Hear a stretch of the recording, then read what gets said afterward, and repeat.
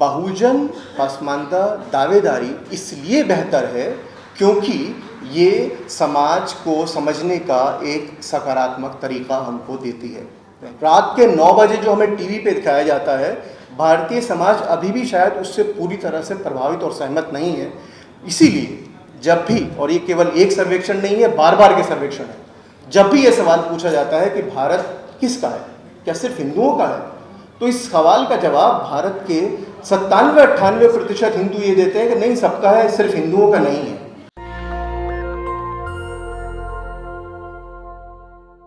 आमतौर पर हम ये मानकर चलते हैं कि जो है उसे हम जानते हैं और जो होना चाहिए उसके लिए बहुत आसानी से हम कोई ना कोई रास्ता दिखा सकते हैं।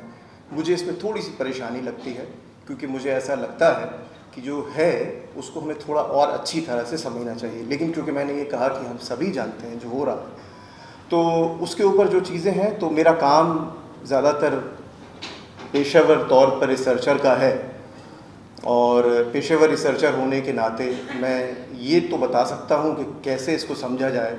ये बताना थोड़ा मेरे लिए मुश्किल है कि आगे क्या करना है, और वो इसलिए भी मुश्किल है कि कोई मैं नेता तो हूँ नहीं।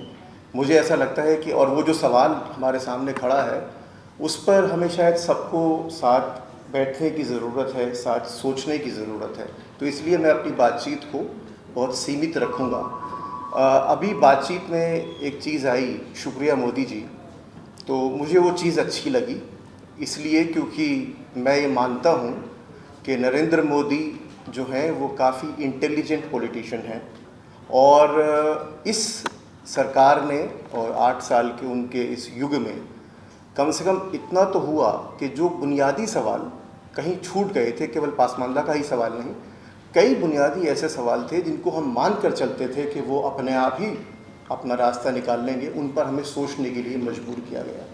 तो इसलिए शुक्रिया मोदी जी सिर्फ इसलिए मत कहिए कि उन्होंने एक वो रैली नहीं थी बल्कि वो एक मीटिंग थी बीजेपी की जिसमें उन्होंने ये कहा, तो केवल ये इस शब्द का इस्तेमाल के लिए उन्हें शुक्रिया नहीं कहना चाहिए, बल्कि शुक्रिया इसलिए भी कहना चाहिए कि जिस समाज में हम रहते हैं उस समाज के सारे बुनियादी सवालों पर हम वापस लौट रहे हैं पिछले 10 सालों में। तो इसलिए बहुत ज़्यादा ज़रूरी है कि उन सभी सवालों के मद्देनज़र हम पसमानदा बहुजन दावेदारी के सवाल को रखें। पहली बात तो मैं ये कहना चाहता हूँ। दूसरी बात ये है कि अगर ये जो हम बात कर रहे हैं वो पहचान की बात है और पहचान की अपनी एक राजनीति होती है, और लेकिन इस राजनीति पर एक और सवाल भी होता है। अगर सभी पहचानें ठीक हैं तो हम ये कैसे कहें कि जिस पहचान के साथ हम खड़े हैं वो दूसरी पहचानों से बेहतर है। हम ये क्यों कहें कि हिंदू पहचान या हिंदू एकता की बात जो है वो ठीक नहीं है, लेकिन बहुजन दावेदारी की बात बिल्कुल ठीक है। ये एक बड़ा सवाल है, सोचना चाहिए हमें इसके ऊपर, और इसलिए सोचना भी चाहिए कि हम जिस तरह की बात करते हैं उसमें हम जिसे कहा जाता है अंग्रेज़ी में कंस्ट्रक्टिव क्रिटिसिज्म, ऐसी आलोचना जो रचनात्मक हो। सवाल ये है कि जो आखिर ये जो परिप्रेक्ष्य हम रख रहे हैं बहुजन का, पसमानदा का, ये हिंदू एकता वाली बात जो अभय जी ने कही उससे बेहतर हम क्यों मानेंगे? क्या ज़रूरत है? इसलिए ज़रूरी है, इसलिए क्योंकि अगर हम इसको दूसरी तरह से सोचें और हम ये पता करें कि जिस हिंदू एकता की बात की जा रही है वो हिंदू एकता की खामियां क्या हैं, और जो सवाल का जवाब हम देने की कोशिश कर रहे हैं बहुजन पसमानदा दावेदारी, वो बेहतर क्यों है, इस पर थोड़ा सोचने की ज़रूरत है। मुझे ऐसा लगता है कि इसके 2-3 कारण हैं क्यों पसमानदा बहुजन दावेदारी की बात बेहतर है हिंदू एकता की बात से। इसलिए बेहतर है कि हमारे समाज में केवल एक ही किस्म की पहचान से कोई ज़िंदा नहीं रह सकता।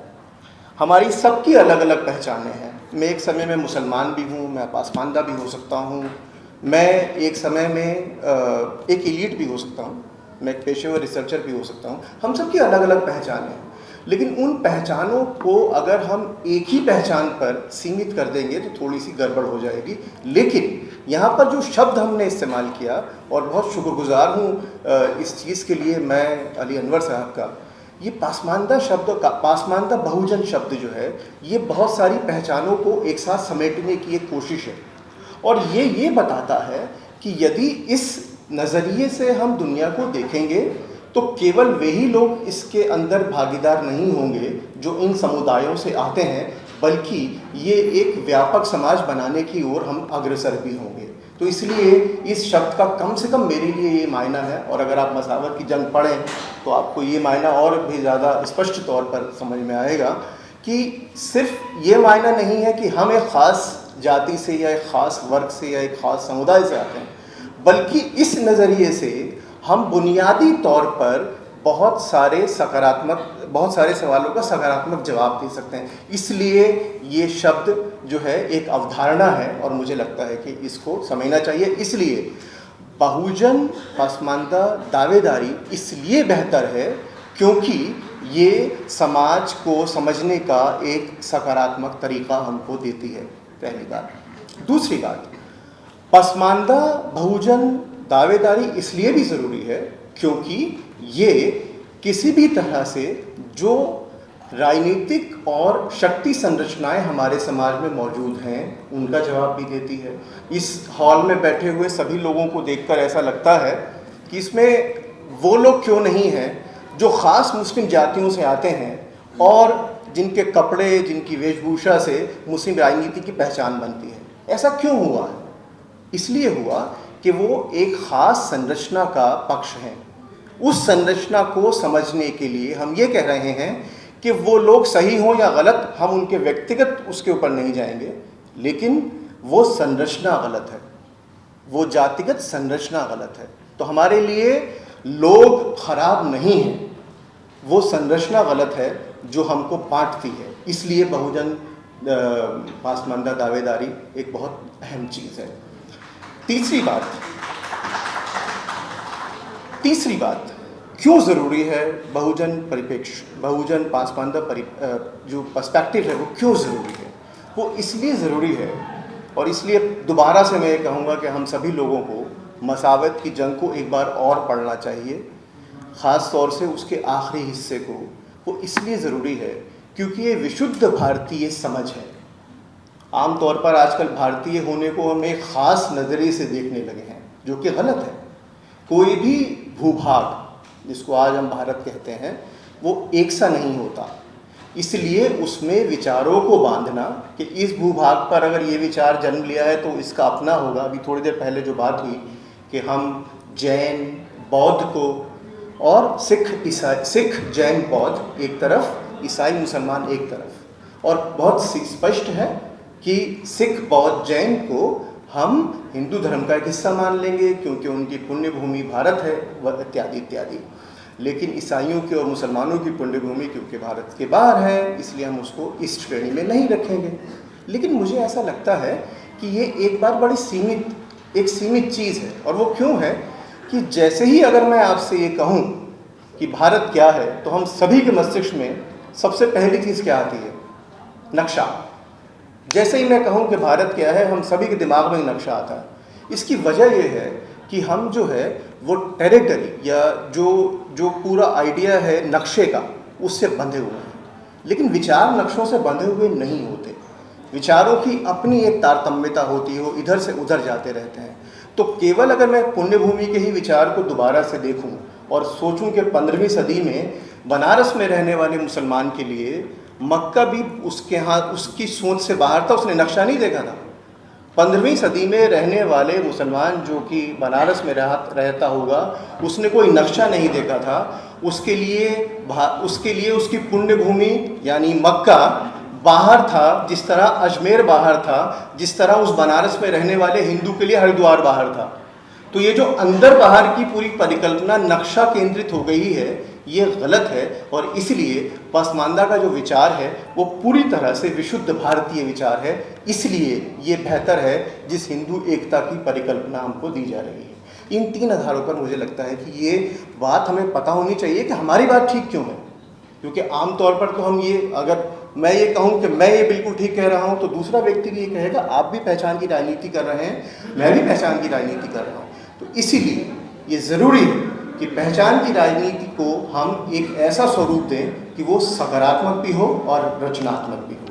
अब दूसरी बात यह है जो कि मैं बहुत डरते डरते कहना चाहता हूँ कि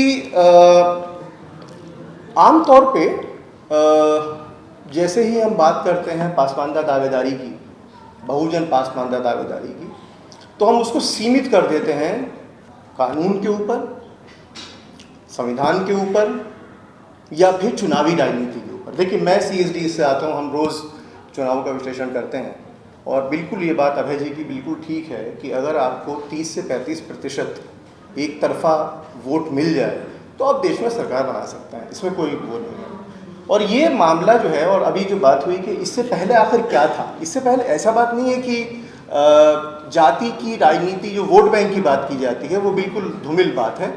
वो होता था, लेकिन कॉन्स्टिट्यूएंसी के लेवल पर हम सभी लोग जानते हैं कि कॉन्स्टिट्यूएंसी के लेवल पर, निर्वाचन क्षेत्र के जो स्तर होता है, उस स्तर पर हर एक पॉलिटिकल पार्टी अपना विनिंग कॉन्फ़िगरेशन बनाती है, और उस विनिंग कॉन्फ़िगरेशन के लिए ज़रूरी होता है कि आप इस तरह का एक जमावड़ा बनाएं जो कि आपके फेवर में हो। ठीक है, तो इसलिए जाति की राजनीति कोई नई राजनीति चुनावी परिप्रेक्ष्य में नई नहीं है।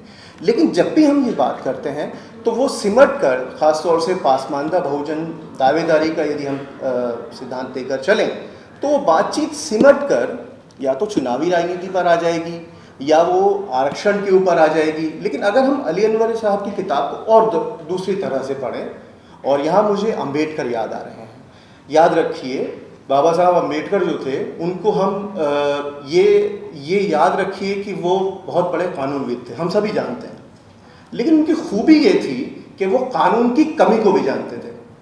इसलिए बार बार अम्बेडकर के पूरे विमर्श में ये बात आती है कि केवल और केवल कानून से दुनिया नहीं बदलती, समाज बदलना ज़रूरी है। तो हम समाज कैसे बदलेंगे? इसलिए अली अनवर साहब की जो किताब है उसमें सामाजिक परिवर्तन मूल है, जिससे कि हम राजनीतिक परिवर्तन और फिर उसके बाद में संवैधानिक परिवर्तन की ओर जाएंगे। लेकिन अगर हमारे समाज में ही सामाजिक परिवर्तन की जो भावना है वो ख़त्म हो जाएगी तो वो नहीं होगा। अब सामाजिक परिवर्तन कैसे होगा? अम्बेडकर की जो सबसे मशहूर किताब है और वो आजकल बहुत पढ़ाई जाती है, वो है एनाइलेशन ऑफ कास्ट।